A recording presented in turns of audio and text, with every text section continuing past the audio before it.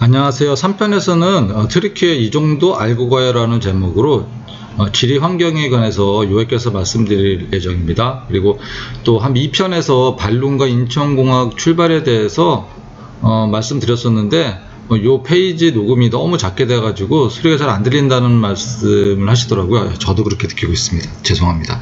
다시 한번 간단하게 안내 말씀 드리겠습니다. 카파도키아는 전 세계 여행지 중에서 가장 선호도가 높은 곳 중에 한 곳이고요. 특히 이제 이곳에서 하고 있는 그 프로그램인 열기구 체험은 그 여행지 중에서도 가장 많이 소개되는 상품입니다.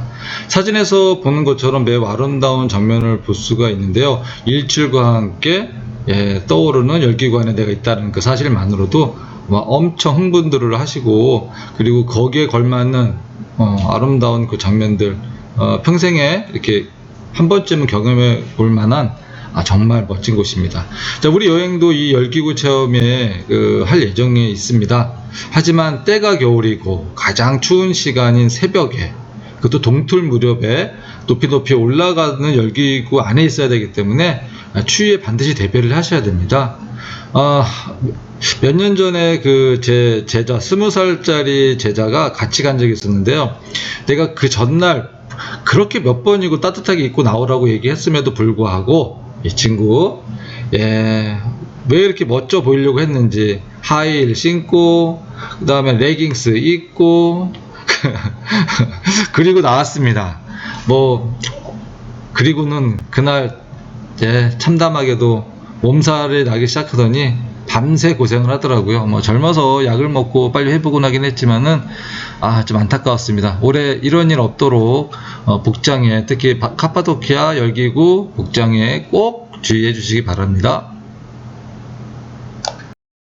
출발 당일 일정 말씀드리겠습니다. 집합은 1월 5일 저녁 9시 제일터미널입니다. 3층 출국장으로 오시면 되는데요.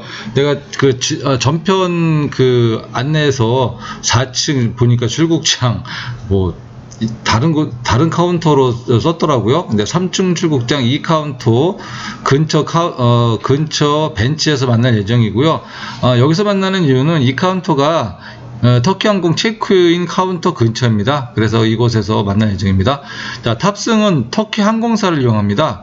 아시아나와 터키항공이 동일 시간대 이스탄불행 항공 스케줄을 운영하고 있는데요. 둘 간의 협약으로 발권 예약은 따로 하지만은 비행기는 한 대로 운영하고 있습니다. 만약에 승객이 굉장히 발권을 많이 하면은 2대가 운영할 수도 있겠죠. 근데 지금은 한 대, 우리가 떠날 때는 터키항공, 돌아올 때는 아시아나항공, 이렇게 이용할 예정입니다. 특히 또 출국할 때, 출국 수속을 할 때 키오스크 이용하면은 굉장히 빨리 출국과 관련된 일정을 마칠 수가 있습니다. 그래서 키오스크를 이용해서 발권하고 수화물 위탁 하시면은 빨리 진행할 수 있으니 참고해 주시기 바랍니다. 참고로 수탈물 위탁은 수탈물 위탁 전용 카운터가 있습니다. 그곳에서 하시면 됩니다. 화물 수탁 관련해서 몇 가지 사실을 알고 있어야 하는데요. 위탁 수화물의 경우에는 터키항공은 23kg까지 제한하고 있습니다. 초과하는 경우에는 추가 수수료를 부담을 해야 하겠죠. 그래서 사전에 23kg가 넘지 않도록 무게를 조절해 주시고요. 초과물이 있는 경우에는 기내용 가방에 넣어 주세요. 그리고 기내에 반입 가능 물품과 불가능한 물품이 있고요. 위탁 수화물도 위탁 수화물 가능 물품과 가능하지 않은 물품이 있습니다. 이런 기준은 기내에서 또는 화물칸에서 발생할 수 있는 문제점을 사전에 대처하기 위해서 이런 물품을 구분하는 것이니까 그렇게 이해하시면 되겠습니다. 어떤 것들을 기준이 무엇이냐는 위에 쓰여진 대로 이 정도 가장 기본적인 사항이고요. 자세한 것은 현장에서 이렇게 확인해 보시면 되겠습니다. 이스탄불 도착을 하면은 우리가 이제 이틀간 이스탄불에 있고, 그리고 그 이후에 여러 도시를 도는 일정을 가지고 있는데요. 잠깐 좀 둘러보시면은요, 페이지에서 보시는 대로 이스탄불에서 출발 후 트르키의 서남부 지역을 중심으로 해서 일주하는 여행 코스로 진행을 합니다. 이동하시는 중간중간 우리가 어디로 이동 중인지, 숙박지는 어느 장소에 있는 것인지, 이런 것들을 좀 체크하신다면은 여행 후에도 다녀온 일정을 기억하고, 뭔가 기억하는데 큰 도움이 될 거라고 생각이 듭니다. 숙박지는 대부분 여행 일정 중 중요한 장소이기도 하고요. 또 트리키에서 굉장히 의미 있는 장소이니까 잘 기억해 두시기 바랍니다. 또 간단히 설명하면은 그 지도에서 보는 것처럼 이스탄불 출발을 해서 반시계 방향으로 이렇게 움직입니다. 그래서 이스탄불에서 부르사에서 1박, 그 다음에 베르가마에서 1박, 파무칸에 1박, 안탈리아 2박, 꼬냐 1박, 카파도키아 2박, 그리고 앙카라 1박, 이스탄불 2박 또는 3박 이렇게 돌아오는 일정으로 있습니다. 저는 개인적으로 안탈리아라는 도시를 굉장히 좋아하는데요. 나중에 은퇴하면은 여기서 한 달 살기 할 곳으로 제가 이미 정해 놓았습니다. 왜 좋아하는지는 나중에 말씀드릴 거고요. 그리고 여러분들도 이렇게 돌면서 좀 마음에 드는 도시들이 있으면은 한번 점 찍어 보시기 바랍니다. 그리고 이런 그 여행지에 대한 소개는 나중에 또 따로 좀 더 자세히 할 예정입니다.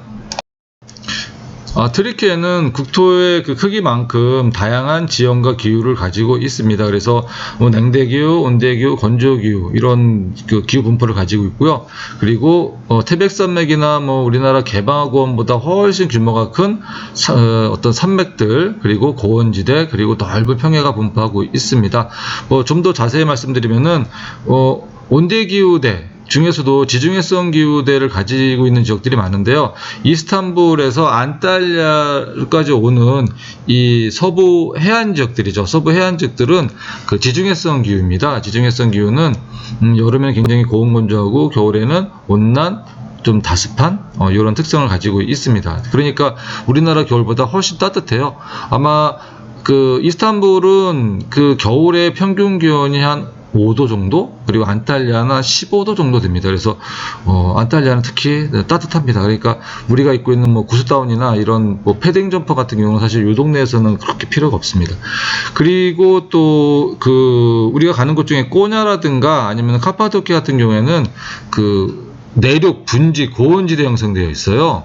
그래서 여름에 굉장히 기온이 높습니다. 겨울에는 또 굉장히 추워요. 그래서 우리나라 현재 요즘에 굉장히 춥잖아요. 우리나라 날씨만큼 추울 수 있는 곳은 이 중에서 카파도키아 정도밖에 없습니다. 근데 제가 경험해본 겨울로는 우리나라보다 추운 경우는 없었다.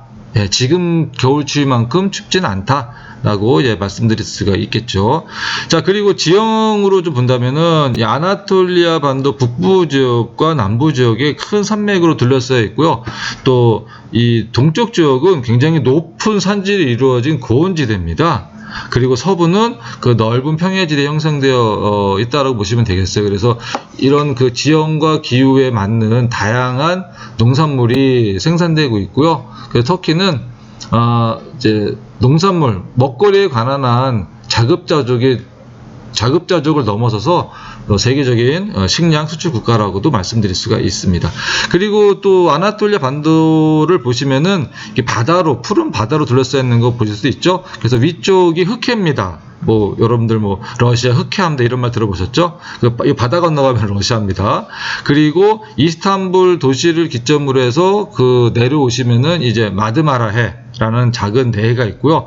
또 거기서 더 서쪽으로 더 나오면은 이제 그리스와 이렇게 같이 공유하고 있는 에게해가 있습니다. 에게 문명 이런 말 들어보셨죠? 그래서 그리스가 이 에게해를 넘어서서 이 아나톨리아 이 서남부 해안 지역의 고대 폴리스를 많이 건설을 할 수가 있었겠죠. 그리고 더 아래로 내려오시면은 이제 아나톨리아 아래쪽 지역은 지중해입니다. 말로만 듣는 지중해. 바로 여기입니다. 그래서 이렇게 내해로 하나, 둘, 세 개, 네 개의 내해로 둘러싸인 반도 지형을 가지고 있다라고 생각하시면 되겠고요. 자, 그리고 이 터키는 나라도 크고 그 다음에 많은 나라들이 분포되어 있는 아시아와 유럽의 사이에 껴있기 때문에 주변에 많은 나라들이 국경을 맞대고 있어요. 그래서 이 동쪽 지역은 조지아, 아제르바이잔, 아르메니아, 그리고 남쪽 지역은 이란, 이라크, 시리아, 그리고 동쪽 지역은 서쪽 지역이죠. 불가리아와 그리스를 국경을 맞대고 있어서 뭐 좋은지 뭐 나쁜 건지 잘 모르겠지만 하여간에 이런 특성을 가지고 있습니다. 네, 트르키의 인문 환경에 대해서 간략히 소개를 드리겠습니다. 면적은 한반도로 비교하면 3.5배 정도 크고요. 남한 면적으로 비교하면 8.5배 정도 큽니다. 그리고 언어는 그 고유어인 트르키어를 사용을 하는데요. 이 트르키족들이 원래는 그 몽골 위쪽에 분포하도 우리나라 뭐 북만주부터 그 몽골 위쪽에 그 거주하던 그 중국말로 말하면 오랑캐들이었죠. 이제 돌골족, 그 중에 뭐 거란족도 있고 여진족도 있고 뭐 돌골족도 있고 뭐 몽골족도 있고 그런데 그 중에 돌골족들이 계속 서쪽으로 이동을 해 오면서 지금의 아나톨리아까지 오게 됩니다. 그러면서 그 과정에 중앙아시아라든가 각각 지역을 계속 지나가면서 트르키어를 계속 이제 그 지역에 확산을 시켰고요. 그래서 트르키어족에 속하는 언어들이 굉장히 많습니다. 거기에 대표하는 나라가 트르키겠죠. 그리고 트르키는 문자로는 알파벳을 차용하고 있습니다. 알파벳으로 사용해서 문자의 소리를 표현하고 있고요. 그리고 종교는 여러분들도 다 아시겠지만 이슬람교입니다. 그 중에서 수니파가 대다수를 이루고 있고요. 전체 국민 중에 약간 95%가 무슬림이라고 해요. 근데 무슬림 하면 우리가 떠오르는 게 돼지고기 안 먹고 술 안 먹고 뭐 이런 거죠. 그리고 하루에 5번 절하고 뭐 이런 거 알고 있는데요. 여기 사람들은 이제 무슬림으로서 돼지고기는 전혀 찾아볼 수가 없고요. 술은 지역에 따라 좀 마시는 곳이 꽤 많습니다. 절은 제가 보는 한 집에서 하는지 모르겠지만 밖에서는 뭐 이렇게 절하는 분들 그 5번 예배 보시는 분들은 뭐 많이 볼 수는 없습니다. 인구는 약 8,200만 명 정도예요. 남한 인구가 5,200만 명 정도니까 한번 비교해 보시면 되겠죠. 그리고 또 무슬림들은 그 아기는 신의 축복이라고 생각하기 때문에 출산율이 되게 높습니다. 그래서 이 트르키에도 굉장히 젊은 나라예요. 청년층이 굉장히 두텁습니다. 우리나라는 이제 청년층 인구가 점점 감소하고 있고 노년층 인구만 증가하고 있죠. 현재 상황이. 그래서 앞으로 미래가 좀 밝다라고 볼 수가 있겠습니다. 화폐는 단위는 리라인데요. 리라가 요즘에는 우리나라 돈으로 한 1리라에 뭐 80원, 100원? 이 변동이 좀 심하긴 한데 그쯤 한다고 해요. 근데 지금 굉장히 지금 인플레이션이 높아가지고 리라 가치 화폐가 리라 가치가 굉장히 많이 떨어진 상태라고 보시면 되겠습니다. 자, 정치 지금 그 제도를 보면은 내각제와 대통령을 같이 혼합하고 있는 그 공화국 체제죠. 그래서 대통령은 에르도안 대통령인데요. 이 양반 대통령 장기 집권하고 있습니다. 거의 뭐 독재 수준? 뭐 그 정도라고 보시면 되겠죠. 자, 뭐 아까도 좀 말씀드린 내용인데요. 트르키에는 다양한 지형과 넓은 평야 그리고 또 다양한 기후로 인해서 그 세계적인 곡창지대 중에 하나입니다. 그래서 밀 생산량은 전 국민이 먹고도 남을 만큼 엄청나게 많아서요.